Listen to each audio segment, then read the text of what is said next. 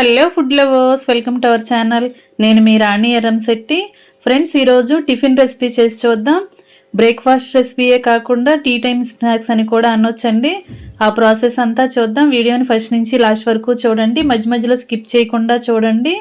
మనం ఎక్కువగా మైదా పిండితో మైసూర్ బోండా వేసుకుంటూ ఉంటాం కదా, అలా కాకుండా కప్పు బియ్యం పిండితో కూడా కమ్మగా మైసూర్ బోండా వేసుకోవచ్చండి. చాలా టేస్టీగా ఉంటాయి, లోపల గుల్లగుల్లగా సాఫ్ట్గా ఉంటుంది. ఆ ప్రాసెస్ అంతా చూద్దాం. దానితో పాటుగా కొబ్బరి చట్నీ, పల్లీ చట్నీ కూడా చూద్దాం. వీడియోని ఫస్ట్ నుంచి లాస్ట్ వరకు చూడండి. అలాగే ఛానల్ని ఫస్ట్ టైం వాచ్ చేసిన వారు సబ్స్క్రైబ్ చేసుకుని పక్కనే ఉన్న బెల్ బటన్ని క్లిక్ చేయండి. నేను పెట్టబోయే రెసిపీస్ అన్నీ మీ ఫోన్కి నోటిఫికేషన్కి వస్తే ఓపెన్ చేసి చూడండి. సింపుల్ ప్రాసెస్తో టేస్టీ రెసిపీస్ని పోస్ట్ చేస్తానండి. మీ అందరికీ కూడా అవి నచ్చేలా ఉంటాయి. అలాగే మీరు కూడా కుక్ చేసి ఫ్యామిలీకి సర్వ్ చేయొచ్చండి. తక్కువ టైంలో కంప్లీట్ అయిపోయే రెసిపీస్ అనేవి చూపిస్తాను. ఛానల్ని ఫస్ట్ టైం వాచ్ చేసిన వారు సబ్స్క్రైబ్ చేసుకోండి. పక్కనే ఉన్న బెల్ బటన్ని క్లిక్ చేయటం మాత్రం మర్చిపోకండి. అప్పుడే నేను పెట్టబోయే రెసిపీస్ అన్నీ మీ ఫోన్కి నోటిఫికేషన్కి వస్తాయి. ఇక ప్రాసెస్లోకి వెళ్ళిపోదాం. ఒక మిక్సింగ్ బౌల్ తీసుకోండి. దానిలోకి 1 కప్పు నిండా పొడి బియ్యం పిండి తీసుకోండి. బియ్యాన్ని మరపట్టించుకున్న పిండి అండి ఇది. అది 1 కప్పు నిండా తీసుకోండి. మనం ఏ కప్పుతో బియ్యం పిండి కొలుచుకుంటే అదే కప్పుతో అరకప్పు గోధుమ పిండి తీసుకోండి. ఇవి రెండు కూడా గరిటెతో బాగా కలుపుకోండి. బియ్యం పిండి గోధుమ పిండి కూడా బాగా కలిసిపోవాలండి. ఈ విధంగా కలుపుకోండి.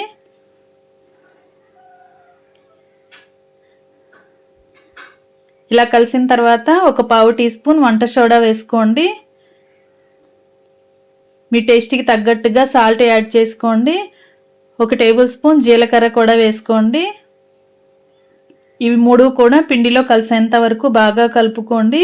ఇలా పొడి ఇంగ్రీడియంట్స్ని ముందుగా మనం పిండిలో బాగా కలిపేసుకోవాలి. ఈ విధంగా కలుపుకోండి. ఇప్పుడు మనం ఏ కప్పుతో అయితే బియ్యం పిండి, మైదా పిండి కొలుచుకున్నామో అదే కప్పుతో అరకప్పు చిక్కటి పెరుగు తీసుకుని వేసుకోండి. ఇప్పుడు అదే కప్పుతో 1 కప్పు నిండా చిక్కటి మజ్జిగ అండి. మజ్జిగ ప్లేస్లో మీరు వాటర్ అయినా కూడా పోసుకోవచ్చు.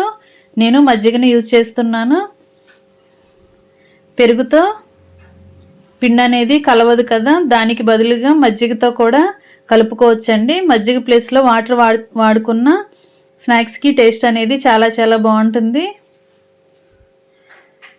మజ్జిగ కానీ వాటర్ కానీ మీరు చూసుకుంటూ కలుపుకోండి.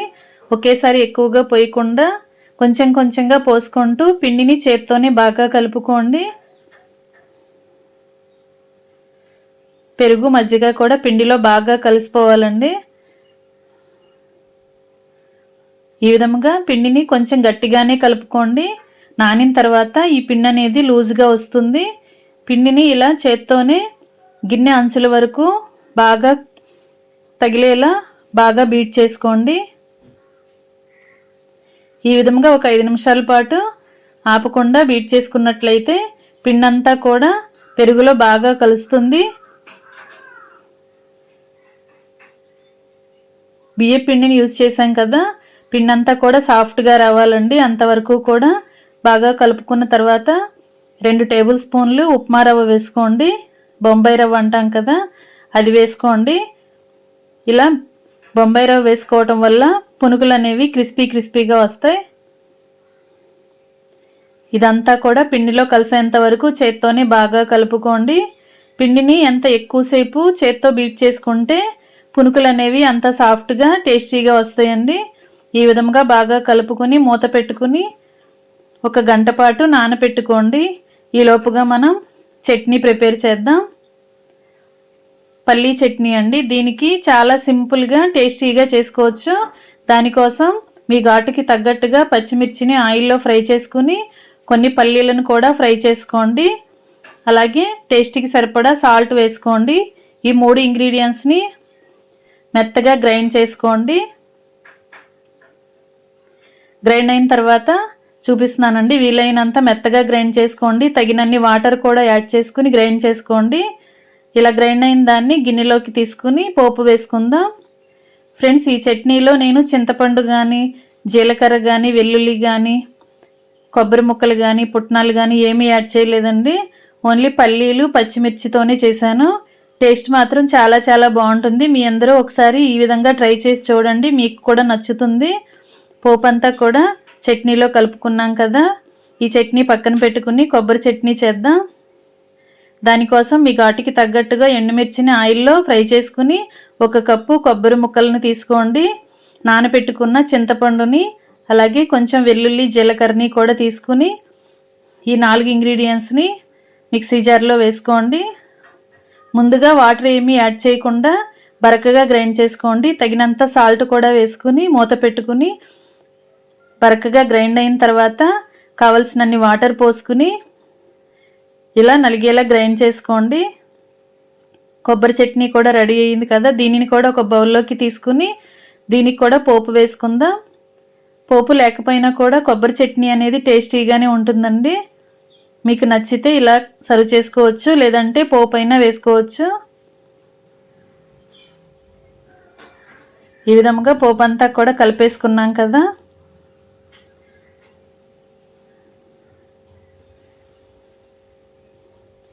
ఇప్పుడు పల్లీ చట్నీ కొబ్బరి చట్నీ కూడా రెడీ అయిపోయాయి.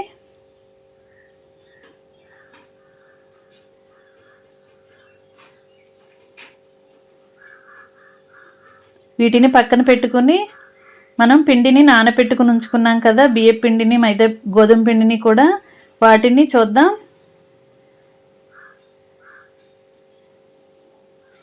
పిండిలో యాడ్ చేయాల్సిన ఇంగ్రీడియంట్స్ అండి: అల్లం తరుగు, కొత్తిమీర తరుగు, కరివేపాకు, పచ్చిమిర్చి తరుగు, ఉల్లిపాయ ముక్కలు. ఇవి రెడీ చేసుకుని పక్కన పెట్టుకోండి. ఇప్పుడు నానబెట్టుకున్న పిండిని చూద్దాం.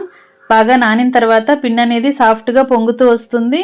దానిలోకి సన్నగా తరిగిన అల్లం ముక్కలు, పచ్చిమిర్చి ముక్కలు, కరివేపాకు, కొత్తిమీర వేసుకోండి. ముందుగా మనం పిండి కలిపేటప్పుడు జీలకర్రని యాడ్ చేసాం కదా, అందుకే ఇప్పుడు వేయలేదండి. సన్నగా తరిగిన ఉల్లిపాయ ముక్కలు 1 కప్పు తీసుకుని పక్కన పెట్టుకోండి. మీకు కావాలంటే పిండిలో ఇప్పుడే ఉల్లిపాయ ముక్కలను కూడా కలుపుకొని యాడ్ చేసుకోవచ్చు. కానీ మైసూర్ బోండా అంటే ఉల్లిపాయ ముక్కలు లేకుండానే ఇలా చేసుకోవాలి. ఈ టేస్ట్ కూడా చాలా బాగుంటుంది. ఇప్పుడు 1 కప్పు నిండా వాటర్ తీసుకుని పక్కన పెట్టుకోండి. చేతిని వాటర్లో తడుపుతూ పిండిని కొంచెం కొంచెంగా తీసుకోండి. స్టవ్ ఆన్ చేసి కళాయి పెట్టుకుని డీప్ ఫ్రైకి సరిపడా ఆయిల్ పెట్టుకున్నాం కదా, చేతిని వాటర్లో తడుపుకుంటూ పిండిని కొంచెం కొంచెంగా తీసుకుని ఇలా చిన్న పునుకుల్లాగా ఆయిల్లో వేసుకోండి.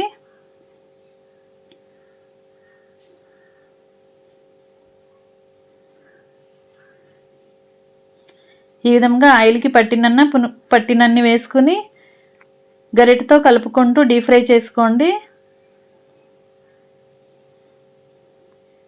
మొత్తం కూడా ఈవెన్గా ఫ్రై అయిన తర్వాత అన్నీ ఆయిల్ నుండి తీసేసుకోండి. ఇంకా రెడీ అయిపోయండి. మిగిలిన పిండితో కూడా ఇదే విధంగా ఆయిల్కి పట్టినన్ని పునుగులను వేసుకుని డీప్ ఫ్రై చేసుకోండి. ఇంకా సర్వింగ్ ప్లేట్లోకి తీసుకుందాం. చాలా టేస్టీగా ఉండే చిన్న పునుగులు రెడీ అయిపోయాయి. బియ్యం పిండి మైసూర్ బోండా అనొచ్చండి, అలాగే గోధుమ పిండి మైసూర్ బోండా అని కూడా అనొచ్చండి. మైసూర్ బోండాకి మైదా పిండే వాడాల్సిన పని లేదు.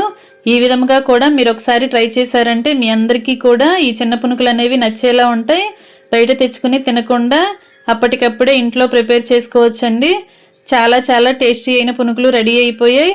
మరియు కొబ్బరి చట్నీ పల్లీ చట్నీతో ఇంకా సర్వ్ చేసుకోవటమే.